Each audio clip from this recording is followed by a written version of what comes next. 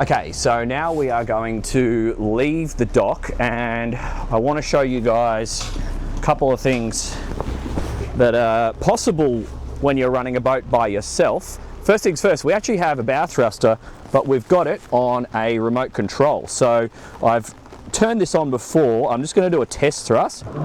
Okay, and when you have these controls, always make sure you have the lanyard attached, because what you don't want to do is operate it back to front. That'll be kind of embarrassing. So the reason why I did a test thrust, and I'll do one more again, I'll thrust the bow to starboard. Okay, check, we know it's working. I've already checked my throttles, so I know that they're engaging.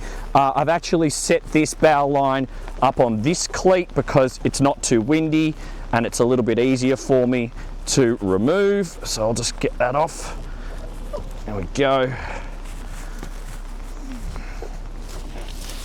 So now if I start to lose the bow, it's not really a problem. I can control it with the bow thruster because we have about a 6-inch gunnel here, so it's quite all right for me to throw that bow line inboard and easy to control it.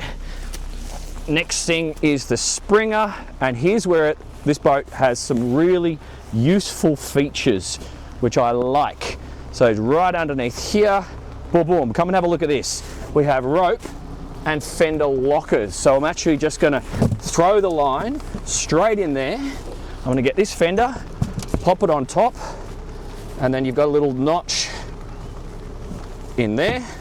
Boom, nice and clean, and I can come straight back to it. Same again for this location. So what I'll actually do, because it's not too windy, and it's raining, I'm running the boat myself today, I'll actually just tuck this one in here. I'll have my bow thruster ready to control if I'm worried about the distance there, and because it's on the lanyard I can just throw it back in my pocket. Now I remove the stern line. I'm going to keep a hand on the stern line because if I'm still standing on the dock I want a connection to the boat, and here is where boom, boom, like so, nice and tidy. See how you got an extra little cleat in there? That's great. And now is when I can actually do a final little check of my bow. Boom. And I could even, just to make life comfortable for me, I can put some pressure, and as I push with my foot, see how I've bought time? So what I'm going to do, I'm going to drive out and I'll come back in and just give you a little demo. All right, it is a beautiful Norwegian summer's day, and actually driving with rain, but that's why we have a proper cabin boat that is suitable and set up for the weather. We have the diesel heater running and I'm quite comfortable. So I'm going to do a demonstration park. I'm going to secure the boat on a floating marina dock just to my port side ahead. This particular boat has been equipped with the twin Mercury stern drives. You can also do Volvos, you can do singles, and you can also do shaft drives. So what I'm going to be doing is giving you a little bit of a demonstration on how to pull this one and side slip her into the dock. We have options. The first thing which you may want to consider, depending on where you are in the world and how you're going to run the boat, is the sky hook, because that's only available with the Mercury twin stern drive option, and that is enabling me to hold position. It's got a fix on the satellites right now, and it's just holding position. Even though I'm only a few meters away from the dock there, we have a little bit of wind gusting in different directions, not much. It is holding true, and I'm able to, it essentially buys me time to set up lines and fenders, which we have done, or which I have done in preparation for docking the boat. So now, all clear, I'm just gonna deactivate Skyhook, go back onto the throttles. I'm gonna turn my bow thruster on, and now I have the option of doing joystick. So I'll actually do that now. I'm just gonna spin the boat on joystick.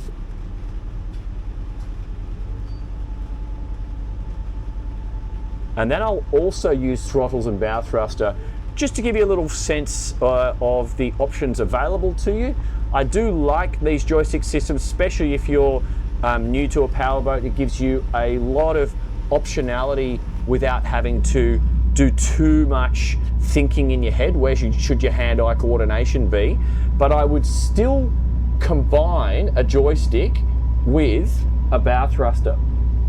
Okay, I'm gonna just dial that back down now. The reason why I would still do that is because you have a lot of leverage happening at the back of your boat, and that is physically where the mechanical operation is happening. It's all the way down the back of the boat.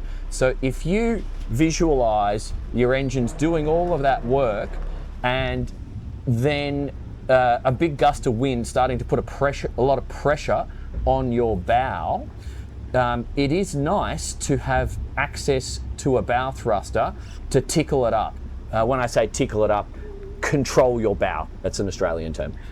So what I like to be able to do is, if I am getting a lot of pressure from the wind or whatever, could be current on the bow, I like to have that option of a bow thruster to really gain back control. Now you can see on final approach, my head is just focused on the dock. I've deliberately picked the starboard side, and I'm doing what's called a side slip. So it's a combination of drives over and bow thruster, and I'm actually just gonna be kissing the dock. I can see my fenders are in line with where I want to be now, and I'm just gonna kiss the dock.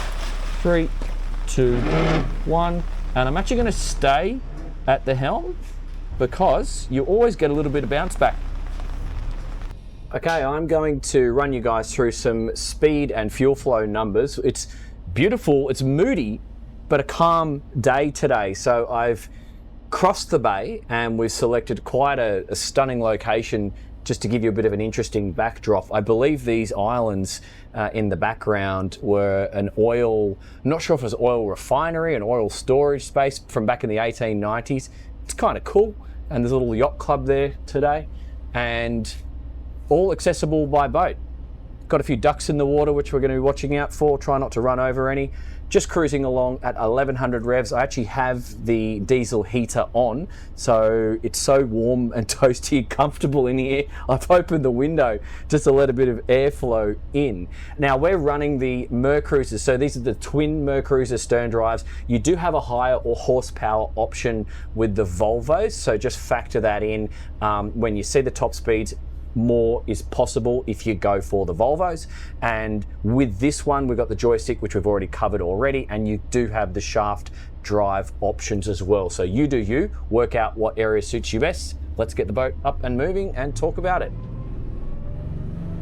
So I've got the drives down, I've got the zip wakes on auto. I just like to give it a full acceleration on takeoff, let the boat settle, and then decrease the power. So I'm sitting at 24 knots there now, and I actually just want to see how she feels initially at around about that 24 to 23 knot SOG, and we'll just see how she feels.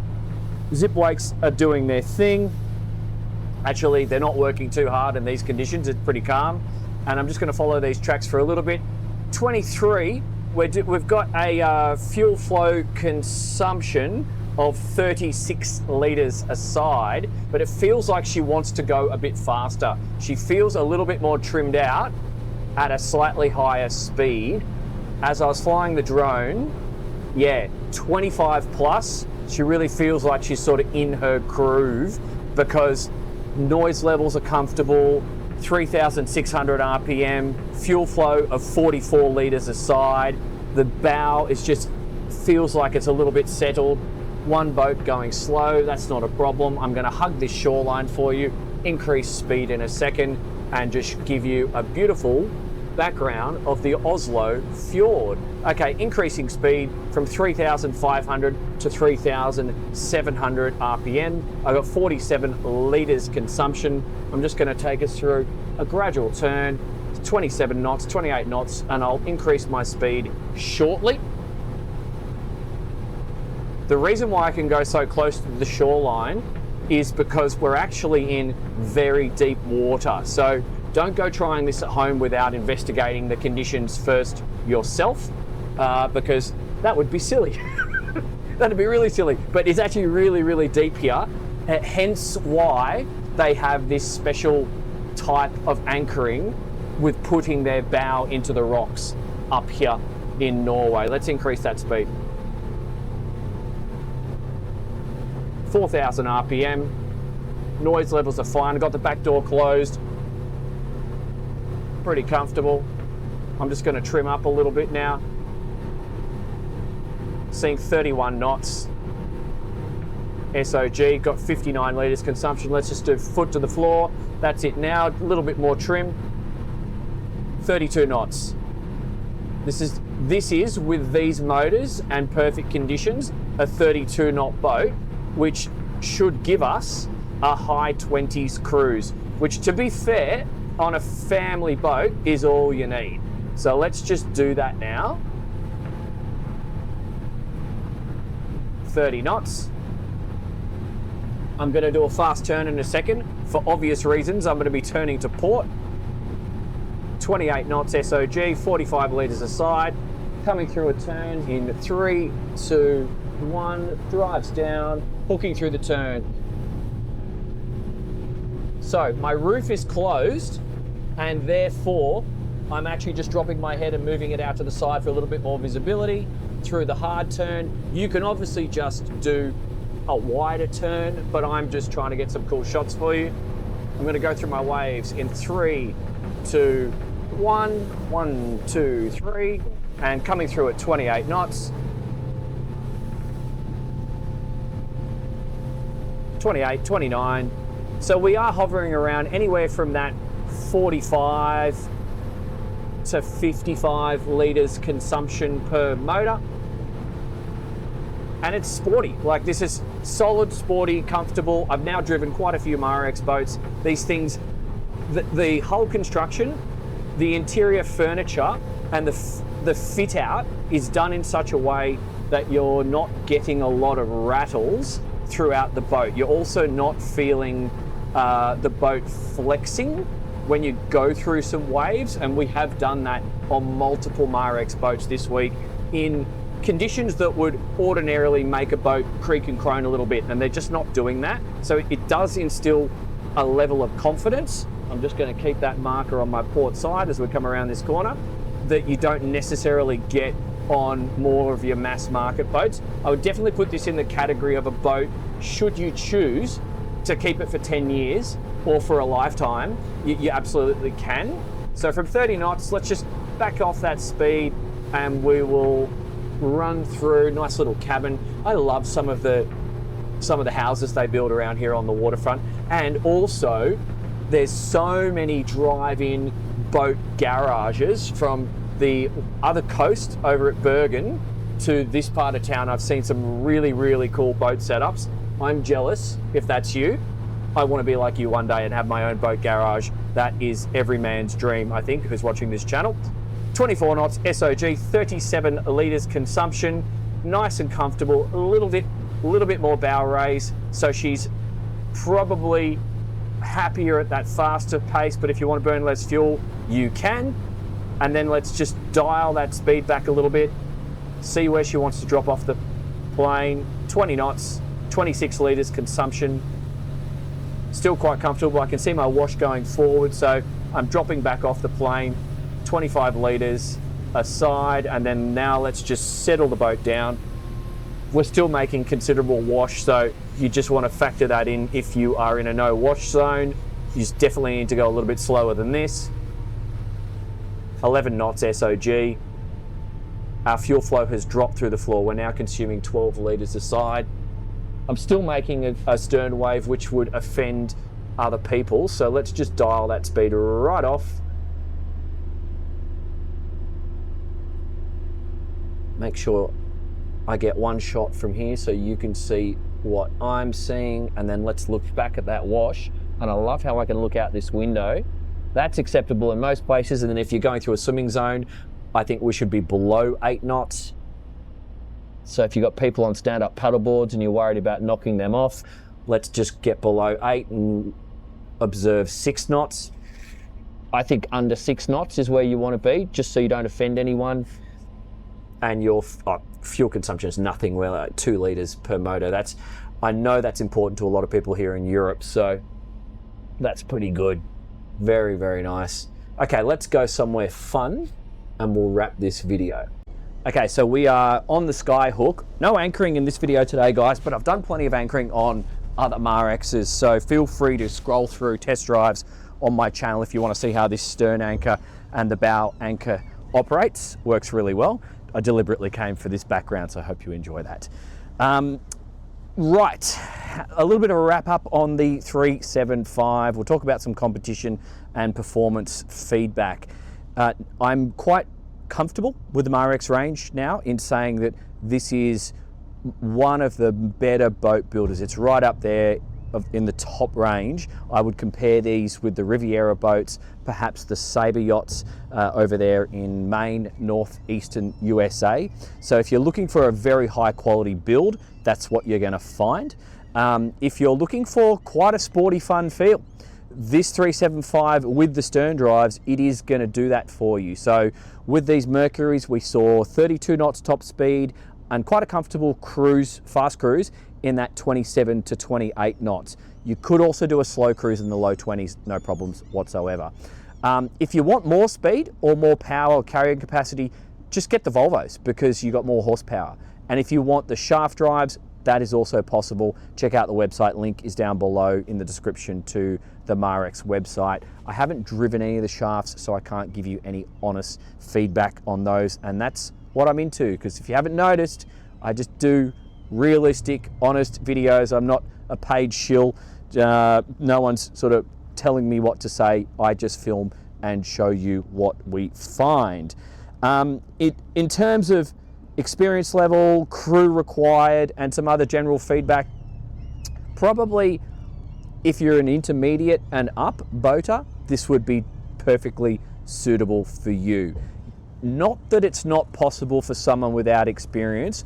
I would just suggest that maybe a little bit of a jump too far, because when you're parking it, you're going to be surrounded by other expensive boats, and it might raise your heart rate a little bit more than necessary. Remember, this has got to be a fun and relaxing experience. So if you're going to do that, just invest in the right training and you'll be fine, because the displacement of this vessel is such that it's not going to get overtaken by the weather so quickly. Hopefully you saw that earlier in this video. So it is quite a predictable thing. We don't have the side door, but we can resolve that via technology and a little bit of planning, and the access through this walkway is such that multiple people can get around. And so if you're trying to leave the helm in a hurry to get to that cleat or that cleat, it's still possible. So not a problem at all. Would I drive this boat with crew? Well, yeah, sure. You're trying to relax. It's totally possible with the right experience to solo operate this boat. 100% that's okay, but it would also be a relaxing experience to have one extra person assisting with the lines. That's all you need, no more required than that. Some competition, what should you compare this boat to? The Nimbus 365 Coupe, there's an obvious competitor in my opinion. There's also the Sargo 36, I have not tested a Sargo, and the Targa 37. Again, I haven't tested one of those. I'm just well aware of them because you guys are talking to me in the comments about them. So it is on my radar, but I can't talk from experience on that one. I can talk from experience on the Nimbus. So that leads me to my next point. Please get in the comments and tell me what boat you do have now. What boat are you comparing this with? And would you compare this with something else? Have I missed something? Please let me know. Jump in the comments. This is a community. That's what we're trying to build here. And I'm really trying to make sure these videos can be utilized as a tool for you to educate yourself, basically. So one other competition, which I forgot to mention earlier, it's not on the same quality or construction level as these boats that I've just mentioned. It's the new Beneteau Swift Trawler 37 sedan. In terms of features that it offers, it might sit in a similar space to this. Not built to the same standard, and that's okay for some people, but just you need to be honest. So, coming to you from now beautiful but slightly wet Oslo, because the rain's just decided to come back. Not a problem for us because I'm just going to close the roof and pull the curtains back on the way home.